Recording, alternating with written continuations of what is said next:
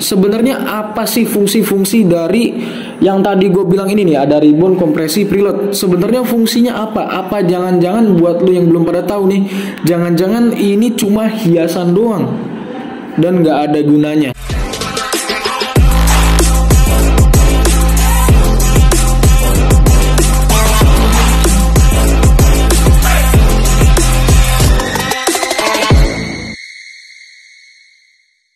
Oke, assalamualaikum warahmatullahi wabarakatuh. Selamat datang kembali di channel kita tercinta, pastinya Modifika TV. Jadi di sebelah gue di sini udah ada barang yang bakalan kita bahas. Di antaranya di sini ada shock breaker dari merek ternama Ohlins, sebelahnya dari KTC Racing. Sebenarnya yang pengen kita bahas itu bukan shocknya, tapi fiturnya. Fiturnya apa aja? Nanti bakal kita bahas fitur-fitur yang bakalan kita bahas di video ini. Oke, buat lo semua yang belum pada tahu, shock breaker belakang yang kayak gini nih, yang aftermarket, itu biasanya udah free adjustable. Contohnya kayak yang di bagian sini di shock KTC nih. Ini di sini ini ada adjuster kompresi namanya.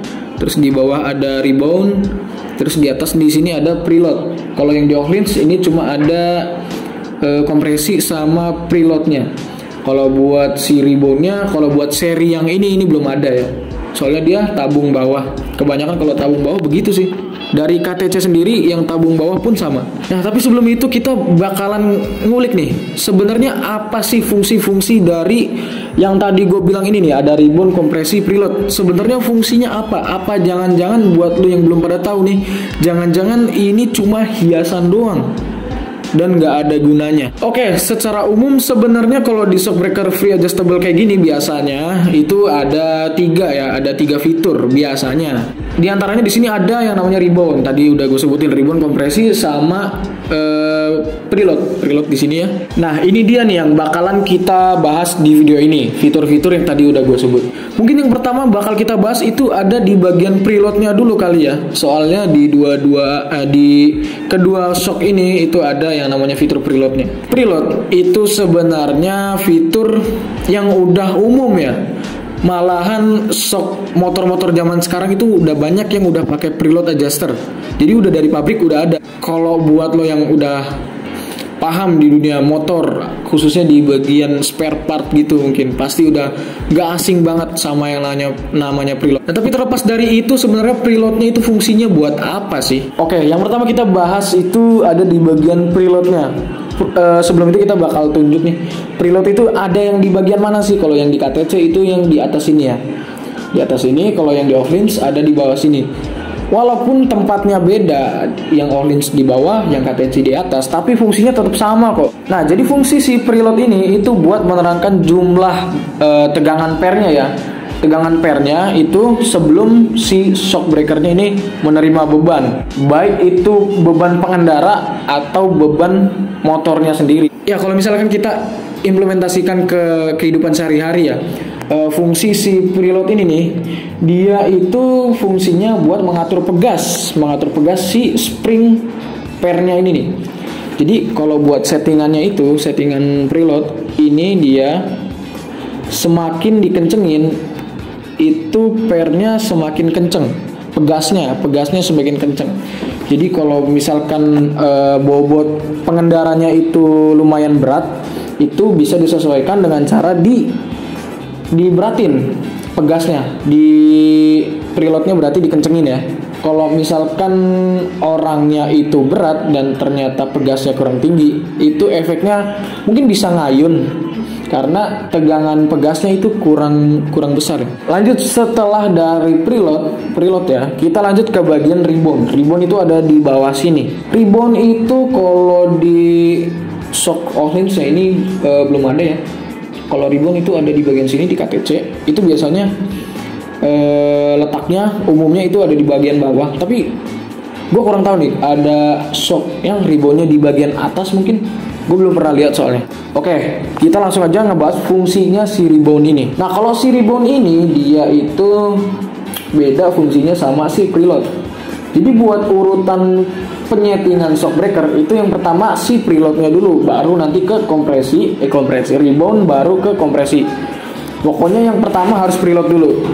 Kalau rebound sendiri itu dia fungsinya setelah shock menerima beban, berarti dari posisi shock main ke posisi semula ya, atau istilah simpelnya itu pantulan, memantul setelah kerja shock itu tadi ya. Nah kalau misalkan shock breaker itu nggak ada reboundnya, mungkin shock itu bisa nendang. Makanya kalau misalkan shock yang udah mulai bodol nih, itu pasti ada yang gejalanya shock nendang-nendang gitu ya.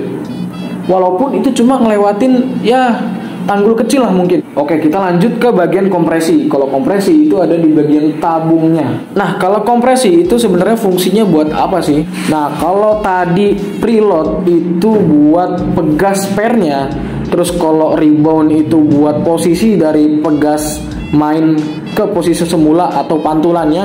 Nah, kalau kompresi itu posisi pas shocknya lagi main, berarti posisi pas menerima beban ya. Ya simpelnya itu buat ngontrol kecepatan peredaman waktu shock menerima beban. Nah biasanya itu terjadi waktu kita lagi naikin motornya tuh, atau kita lagi ngelewatin polisi tidur atau ngelewatin lubang, itu biasanya terjadi yang namanya kompresi. Nah buat settingan kompresi ini sendiri, kalau misalkan kompresi ini terlalu banyak ya, itu biasanya shock breaker bakalan kerasa lebih keras. Nah kalau misalkan kompresinya itu terlalu sedikit atau terlalu ringan lah, itu biasanya gejalanya motor bakalan terasa loncat-loncat kalau misalkan si kompresinya kurang. Nah tapi tadi semua itu tadi itu tergantung beban pengendaranya juga ya.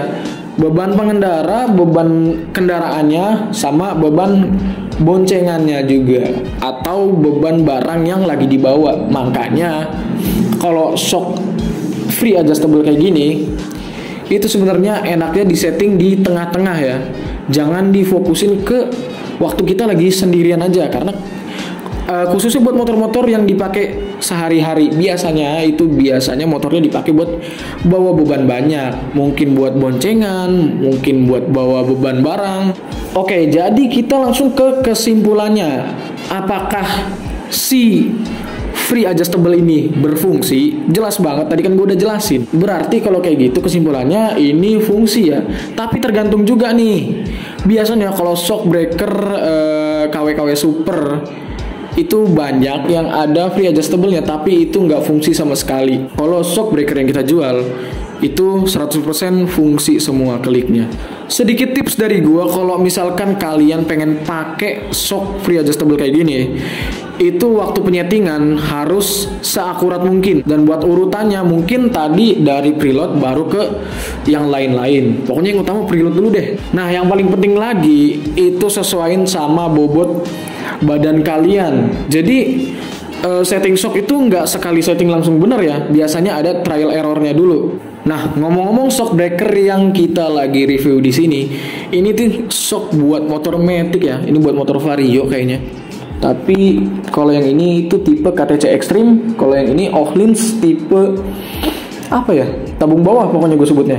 Oke, kalau menurut kalian video ini bermanfaat, langsung aja klik tombol like, komen juga jangan lupa pendapat kalian. Kalau misalkan info gue ini ada yang melenceng-melenceng sedikit ya, langsung aja di komen di bawah. Jangan lupa juga share ke teman-teman lo semua biar infonya bermanfaat. Subscribe, klik tombol loncengnya supaya nggak ketinggalan video-video terbaru dari gue pastinya. Oke, thank you semuanya yang udah pada nonton. Salam dari gue, goodbye.